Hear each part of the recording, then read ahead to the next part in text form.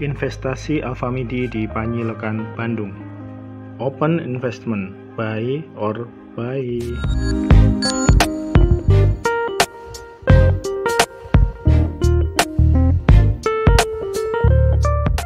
Halo Sobat Minbung dimanapun kalian berada, semoga kalian senantiasa diberikan kesehatan, rezeki yang lancar, dan jangan lupa untuk menabung. Hari ini Minbung akan mengulas tentang salah satu penerbit yang sedang listing atau sedang tayang di platform urun dana BISER, yaitu Alfamidi yang terletak di Panjilokan, Bandung.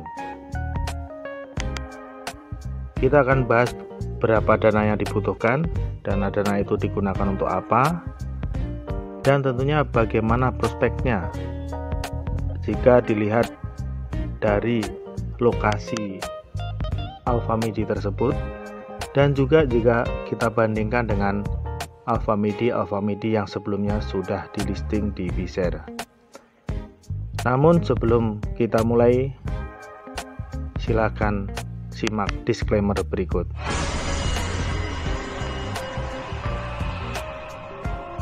Baik sobat semua, kita buka penggunaan dananya dulu. Yang pertama, total investasi yang dibutuhkan untuk pembukaan gerai Alfamidi ini adalah sebesar 5.171 juta rupiah. Dengan skema bisnis grand opening atau membuka dari baru, bukan takeover ya, dengan waktu kerja sama 10 tahun. Kemudian dividen payout ratio ini sebesar 80% dan laba ditahan sebesar 20%. Artinya ada 80% dari keuntungan itu yang akan dibagikan kepada investor. Dan ada 20% lagi yang akan disimpan oleh perusahaan untuk keperluan ke depan atau sebagai dana cadangan yang dapat digunakan sewaktu-waktu. Kemudian di bawahnya ini ada rata-rata historical dividend payout per tahun. Kemudian ada historical payback period, ini sekitar 105 atau 112 bulan, dengan historical dividend yield sebesar 11 sampai dengan 13% per tahun. Oke, di sini juga dikasih keterangan ya, bahwa data ini adalah data historis yang tidak dapat menggambarkan atau tidak dapat memastikan bahwa ke depan Alfamidi ini akan bisa meraih dividen yield sebesar itu. Bisa jadi kurang, bisa jadi lebih. Ini hanya berkisar antara 11 dan 13 berdasarkan data-data Alfamidi yang lain.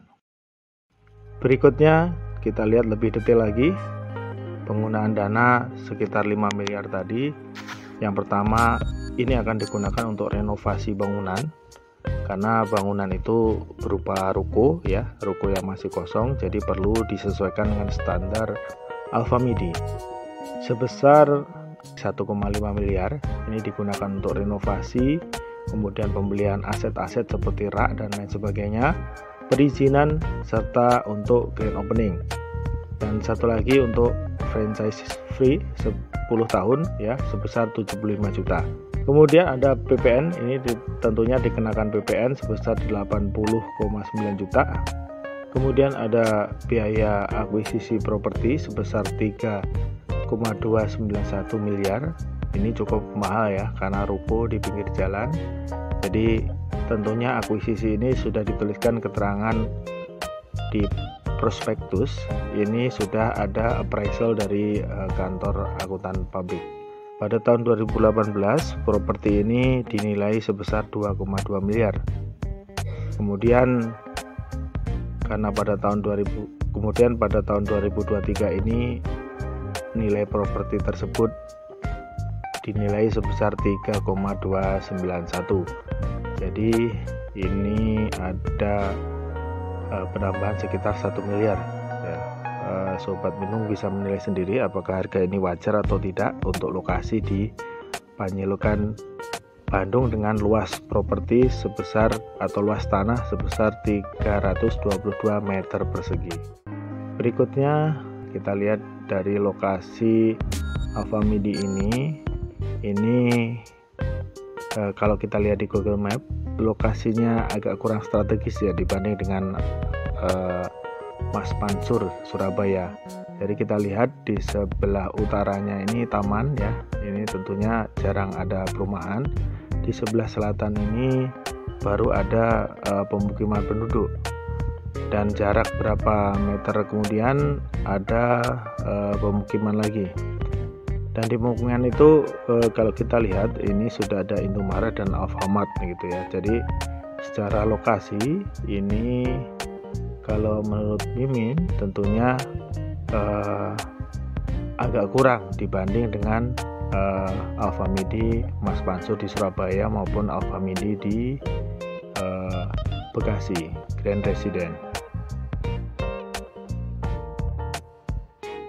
Berikutnya kita lihat perbandingan dengan Alfamidi yang lain. Jadi Minbung di sini membandingkan dengan 3 Alfamidi yang lain yang sebelumnya sudah listing di WiShare. Yang 2 ini adalah skemanya sama, yaitu pengadaan lahan, di mana lahan itu dibeli oleh investor melalui urun dana tersebut. Kemudian yang satu lagi itu yang di Surabaya, ini dengan skema sewa pakai lahan, jadi tidak beli. Oke teman-teman, kita lihat perbandingan modalnya dulu. Kalau Panjilekan Bandung itu sebesar 5,1 miliar, kemudian Villa Melati Mas di Jakarta di PSD Bumi Serpong Damai ini 5,145 miliar, kemudian di Bekasi 5,2 miliar. Sedangkan di Mas Mansur yang tidak beli properti ini sebesar 1,4 miliar. Jadi sangat kelihatan sekali ya sobat semua, bahwa untuk yang beli properti ini harganya tentunya lebih mahal, 3 miliar lebih ya, 3,9 miliar dari yang hanya sewa lahan saja. Kemudian dari skema ya, keempat Alfamidi ini skemanya sama, grand opening atau membuka dari baru. Kemudian dari porsi saham investor ini untuk yang tanahnya beli ya, Panjilekan Bandung, kemudian di Melati Mas Jakarta, Grand Regency Bekasi, ini 100% adalah milik investor.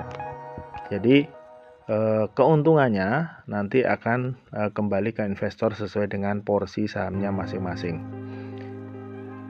Sedangkan untuk Mas Mansur Surabaya sudah dijelaskan oleh Mimin di video sebelumnya, ini sebesar 70% saja yang milik investor WiShare, sedangkan yang 30% itu adalah milik dari yang punya lahan, 30% saham ya.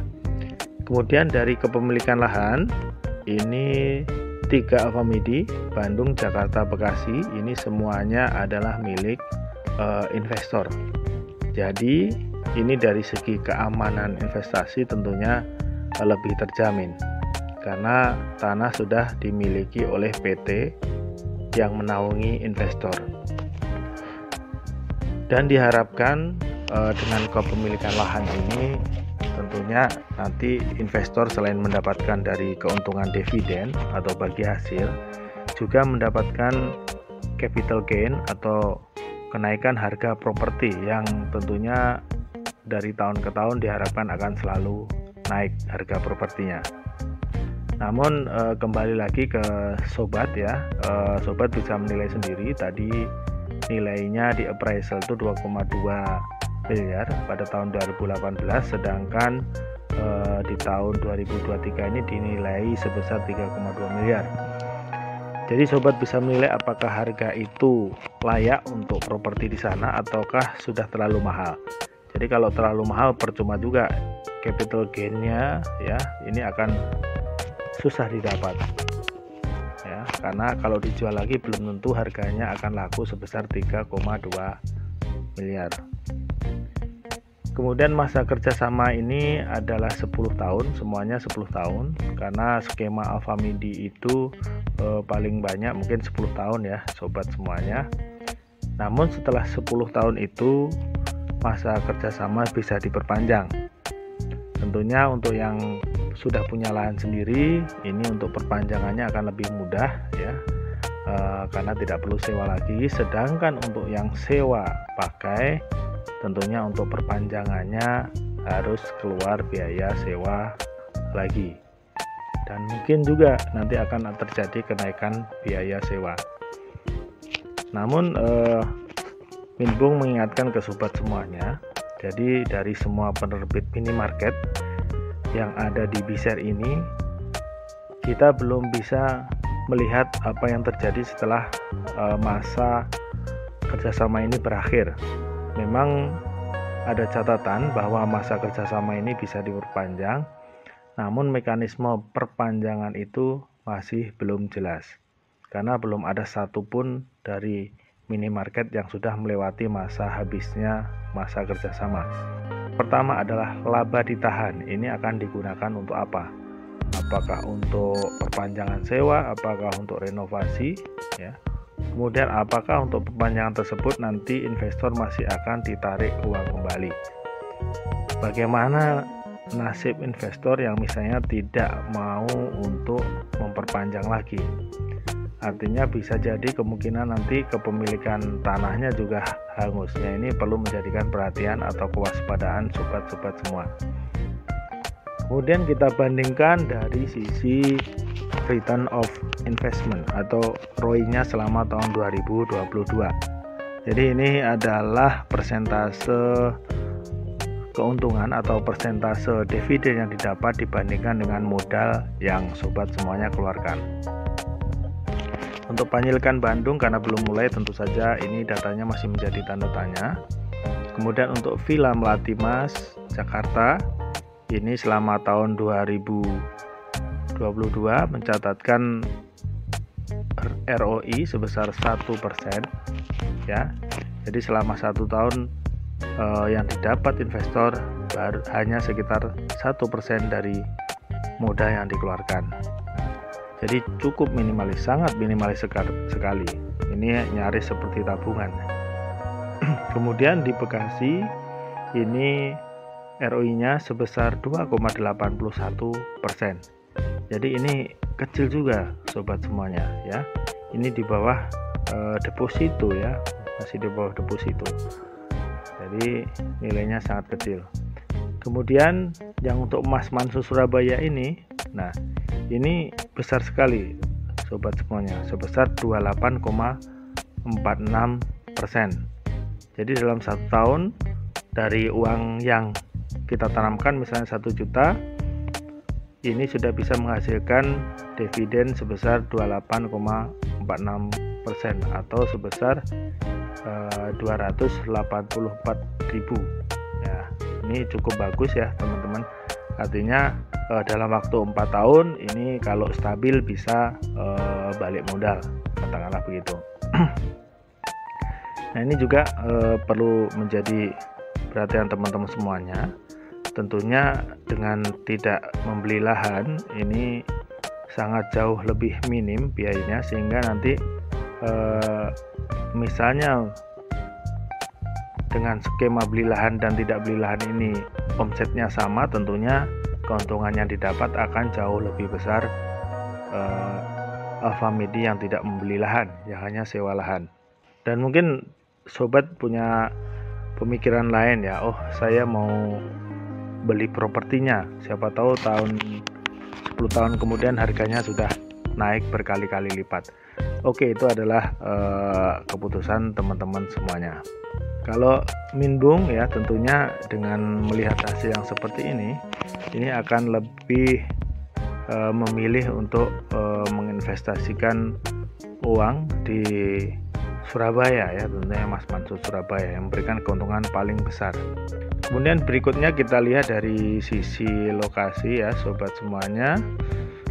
Lokasinya ini memang terletak di Jalan Raya Panjilkan, yang mana di sekelilingnya ada beberapa sekolah ya, sekolah SD unggulan ya, sepertinya SD Biruni dan TK, dan juga di sebelah selatannya ini ada permukiman yang cukup padat ya. Di sebelah utara ini yang mungkin agak mengkhawatirkan karena hanya taman dan mungkin tol ya, ini cukup sulit diakses dari sebelah utara, dan yang bisa diandalkan hanya perumahan yang di sebelah bawah ini, serta yang agak jauh ya, di sebelah barat sini ada perumahan ya, tentunya ini yang diharapkan menjadi konsumen dari Alfamidi kita. Jadi kalau melihat prospek dari lokasi ini ya, sobat semua, ini Minbung bisa menyimpulkan lokasi ini mungkin lebih baik daripada Alfamidi Melati Mas yang di Bumi Serpong Damai, namun tidak lebih baik dari Alfamidi Grand Regency di Bekasi maupun Mas Mansur. Jadi sobat-sobat bisa mengambil kesimpulan ya, mungkin kita bisa membayangkan atau mungkin bisa menebak ya, bahwa dengan lokasi yang seperti ini mungkin omset ataupun keuntungannya berada di antara Alfamidi Villa Melati Mas maupun dan Alfamidi Grand Regency.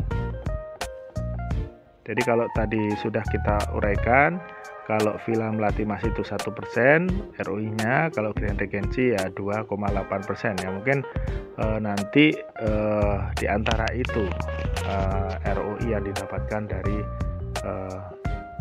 Alfamidi Panjilekan ini.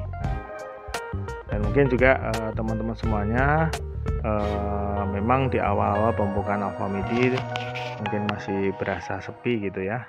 Tapi di masa yang mendatang kita tidak tahu apakah ini bisa awet menjadi rame atau malah semakin ditinggalkan oleh pembeli. Akhirnya kita sampailah kepada kesimpulan ya.